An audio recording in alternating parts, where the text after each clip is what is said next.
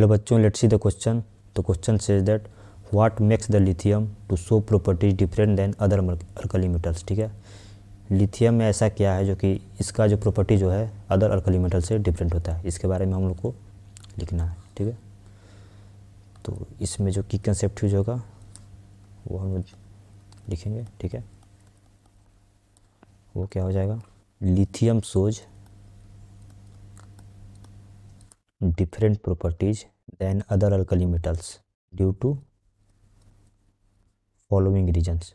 ठीक है, वो कौन कौन से रीजन्स है जिसकी वजह से इसका प्रॉपर्टी अलग अलग होता है। जैसे फर्स्ट में लिखे हम लोग, तो वो क्या हो जाएगा,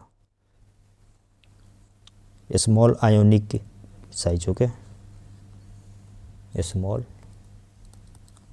ionic and atomic size.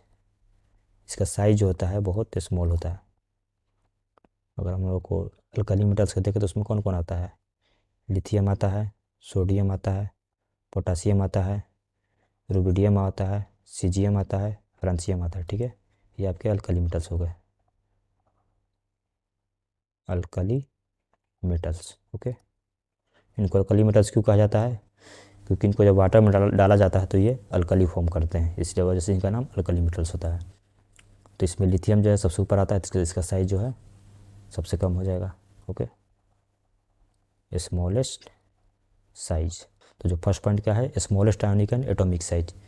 Size इसका स्मॉल होने की वजह से इसका जो इलेक्ट्रॉन डोनेटिंग टेंडेंसी होता है वो काफ़ी हाई होता है, और इसका एटॉमिक साइज भी स्मॉल होता है। तो पहला तो पॉइंट ये हो गया। दूसरा रीज़न क्या है, वो है high ionization potential. High ionization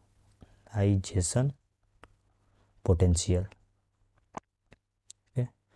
ionization potential क्या होता है, इलेक्ट्रॉन देने के बाद जो एनर्जी रिलीज होता है वो लिथियम जो है, लिथियम बहुत इजीली इलेक्ट्रॉन दे देता है, इसका वजह से इसका जो इनोट वैल्यू होता है वो बहुत हाई होता है। ठीक है, तो दूसरा रीज़न आपका ये हो गया। तीसरा रीज़न क्या होता है, high polarising power. High polarising power. Okay, polarising power क्या होता है, इसके बारे में हम लोग देखें तो ये होता है tendency to attract electron cloud. जो एटम होता है उसके चारों ओर जो इलेक्ट्रॉन क्लाउड होता है उसको अट्रैक्ट करने की जो टेंडेंसी होता है उसको पोलराइजिंग पावर होते हैं। और वो जो पोलराइजिंग पावर होता है, राइजिंग